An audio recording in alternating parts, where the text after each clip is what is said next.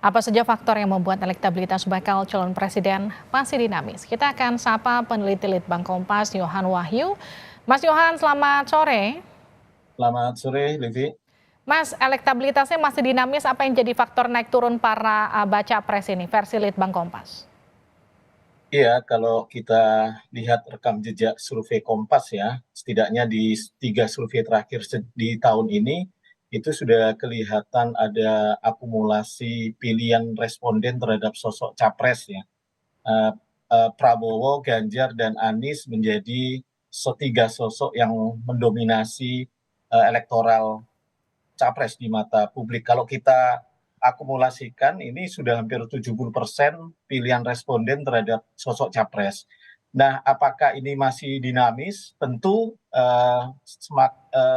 masih berpeluang terbuka lebar ya, terjadi dinamika ya. Kalau kita lihat tren perubahan antara ketiga sosok calon presiden Oke, ini kelihatan memang ada naik turun gitu ya. Tapi kelihatan memang dua sosok antara Pak Prabowo dan Pak Ganjar itu sudah relatif mendominasi, agak ada jarak yang begitu lebar dengan elektabilitas Pak Anies ya. Kalau kita lihat tadi dari penjelasan tadi ada korelasi yang cukup kuat antara head to head Pak Prabowo dan Pak Ganjar, itu ada variabel pemilih Pak Anies yang cukup menentukan gitu ya. Kalau kita lihat ketika di head to head kan antara Prabowo dan Ganjar, peluang lebih tinggi dimiliki oleh Pak Prabowo karena pemilih Pak Anies cenderung relatif sama ya dengan pemilih satu Pak ini ya, Prabowo. satu ceruk ya dengan Pak Prabowo ya.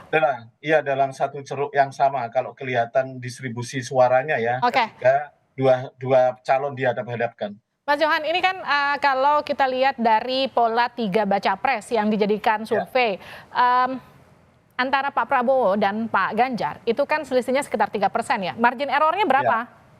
Ini margin error kita di survei Agustus ini 2,6%. Oke, 2,6%. Yang membuat elektabilitas Pak Ganjar naik apa ya, Mas Johan? Ya, kita tahu ya, kalau kita lihat, kalau kita bandingin dengan survei Mei, sebenarnya tidak terlalu ada kenaikan yang melonjak, meskipun memang bergeser gitu ya. Hmm, Tapi kalau kita lihat kenapa di Mei itu turun dibandingkan survei di Januari, karena waktu itu 3 bulan terakhir kan ada kasus soal pembatalan Piala Dunia ya. U17 gitu ya. Hmm, Kemudian banyak faktor yang kemudian pemberitaan menjadikan Pak Ganjar memang cenderung diasosiasikan sebagai kurang independen karena sebagai petugas partai dan lain oke. hal. Tapi 3 bulan terakhir hal-hal seperti itu kan cenderung pemberitaan cenderung Hmm. menurun ya. Jadi persepsi publik kemudian relatif tidak begitu negatif, sehingga kalau kita lihat ada lonjakan apresiasi publik pada Pak Ganjar tidak lepas dari fenomena 3 bulan terakhir ini, apa Oke. yang dilakukan ketiganya baik di sosial media maupun dunia nyata gitu ya. Nah, di masa survei ini kan Pak Ganjar dapat dukungan dari P3, betul ya Mas Yohan ya? Tapi kan Ya, ketika Pak Prabowo dapat dukungan dari PAN dan juga Golkar, ini kan sudah melewati masa survei ya? iya, iya. Apakah Nah, kemudian itu juga akan mempengaruhi hasil survei dukungan parpol? iya, kalau kita lihat memang semakin tinggi dukungan parpol itu akan menambah amunisi ya bagi partai. Tapi kalau kita lihat sebenarnya ada satu pertanyaan di survei, variabel apa yang cukup menjadi pertimbangan sebenarnya sosok figur orang yang sebenarnya lebih dominan ya dibandingkan dukungan partai. Oke. Artinya persepsi publik itu lebih ke keterikatannya pada sosok, tidak pada dukungan Jadi partai. nggak Tapi ngaruh partai politiknya mana, tapi publik melihat sosoknya. ya, Oke. tapi harus diketahui infrastruktur jaringan partai itu akan berpengaruh pada kerja-kerja elektoral di lapangan ya. Tapi kan persepsi publik terkait mana yang mereka sukai, mana yang mereka lebih minati terhadap itu adalah terkait sosok atau figur dari presiden itu sendiri, calon Baik. presiden itu sendiri. Mas Yohan, kan kalau kita lihat Pak Prabowo, Pak Ganjar ini kan dua-duanya masih sama-sama aktif di pemerintahan, beda dengan Pak Anies. Apakah ini juga Ya, jadi salah satu faktor kenapa hasil survei Pak Anies masih tergolong stagnan, nggak cenderung naik turun, masih masih ada di kisaran angka tersebut? iya, faktor itu bisa menyumbang ya, karena Pak Prabowo dan Pak Ganjar sebagai figur publik, pejabat publik, panggungnya relatif masih terjaga. Mereka manuver politiknya bisa dilakukan dengan leluasa, karena memang mereka masih ada jabatan publik ya, jadi mereka bisa melakukan banyak hal terkait itu. Tapi sebenarnya selain itu, sementara Pak Anies memang tidak lagi menjadi jabatan publik, setahun terakhir ini sudah tidak menjadi jabatan publik, tapi ada satu sisi yang di survei kita ada korelasi yang cukup kuat dengan apresiasi kinerja pemerintah yang relatif meningkat ya di survei kita. Kalau kita lihat sebenarnya kenapa Pak Prabowo dan Pak Ganjar relatif sama head to head gitu ya, meninggalkan jauh dari elektoral Pak Anies, ada variabel sisi keduanya mewacanakan keberlanjutan gitu ya terhadap program-program pemerintah. Oke. Sementara Pak Anies lebih mewacanakan perubahan gitu ya. Jadi ada korelasi yang cukup kuat dengan wacana meneruskan keberlanjutan pemerintahan. Di satu sisi apresiasi publik terhadap kinerja pemerintah semakin meningkat, ini tentu menguntungkan bagi capres-capres yang membawa narasi keberlanjutan. Baik. Sementara Pak Anies narasinya perubahan sedikit banyak agak kurang terangkat ya dengan apresiasi publik yang cukup tinggi terhadap kinerja pemerintah saat ini. Mas Yohan, kalau di survei sebelumnya kita kan sering mendengar narasi Pak Prabowo mendapatkan endorsement dari Pak Jokowi sehingga kemudian mendongkrak elektabilitasnya. Tapi di survei ini kan Pak Ganjar yang justru elektabilitasnya naik. Apa yang kemudian mempengaruhi tren tersebut? Kemana suara para pendukung Jokowi? Jadi sebenarnya suara pendukung Pak Jokowi relatif memang sebagian besar Pak Ganjar gitu ya, 60% sekian. Tapi ada tren yang cukup meningkat dari pendukung Pak Jokowi yang memberikan pilihan ke Pak Prabowo gitu ya. Ada peningkatan tren yang cukup relatif signifikan ya kalau kita lihat di 3 survei terakhir kita. Di survei Agustus ini ada 36,4% pemilih Jokowi itu yang mengarahkan pilihan ke Pak Prabowo. Padahal kalau kita lihat di Januari itu sekitar 27%.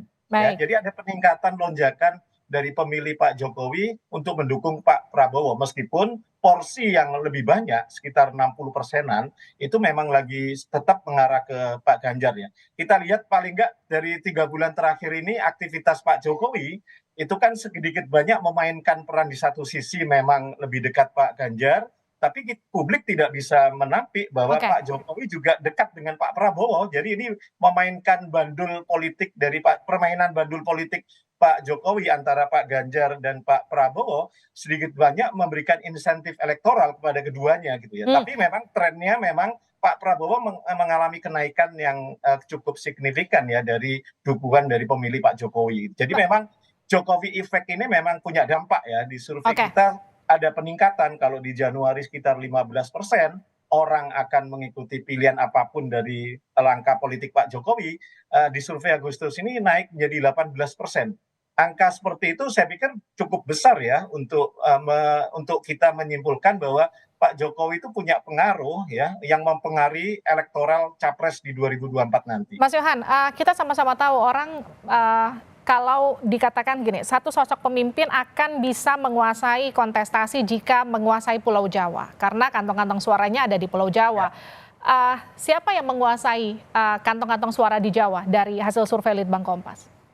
Kalau di survei kami Agustus ini memang Pak Ganjar relatif menguasai ya, dominan di pemilih Jawa. Di mana? Jawa Tengah, Jawa Timur, Jawa Barat, atau ketiganya?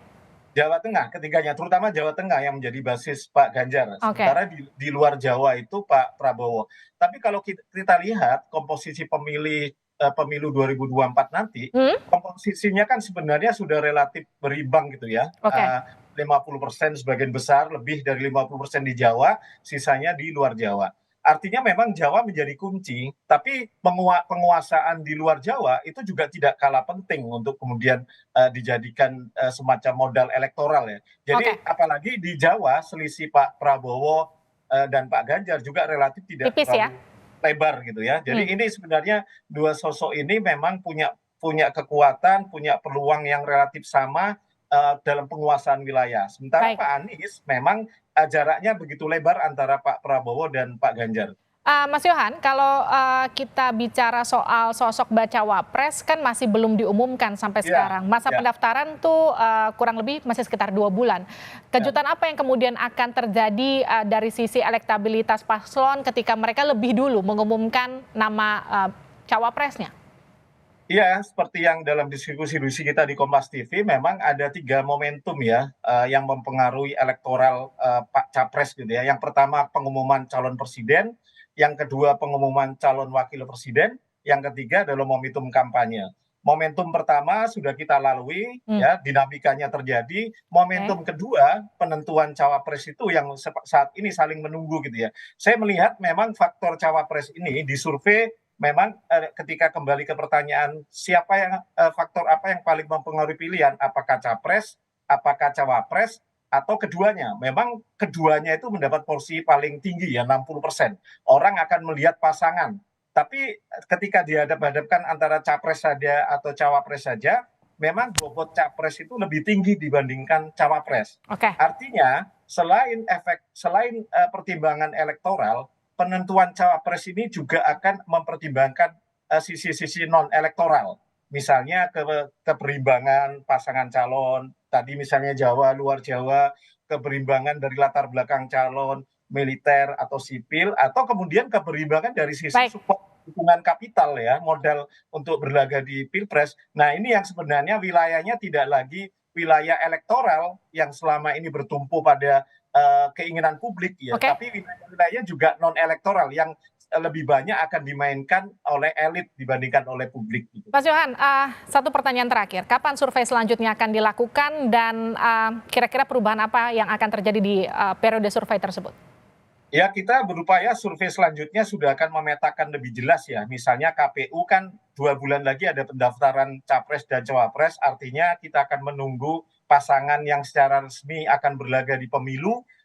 Kita akan melakukan survei setelah ada pasangan calon presiden dan calon wakil presiden secara resmi. Nah, disitulah akan kelihatan real, persaingan real karena sudah ada sosok calon wakil Oke. presiden dan sosok calon presiden yang kita tunggu-tunggu selama ini. Selama ini kan masih relatif kita hanya pada sisi-sisi partai, koalisi partai sudah terbentuk, kemudian Oke. capresnya sudah ditentukan. Tapi variabel cawapres masih kita tunggu-tunggu siapa cawapres yang akan menjadi pilihan dari koalisi-koalisi yang sudah ada ini. Survei selanjutnya komposisinya akan lebih jelas dan kita akan lihat Ya, peta kekuatannya akan seperti apa di survei selanjutnya versi Litbang Kompas. Terima kasih Mas Yohan Wahyu telah bergabung bersama terima kami di kasih. Sapa Debbie. Indonesia Malam.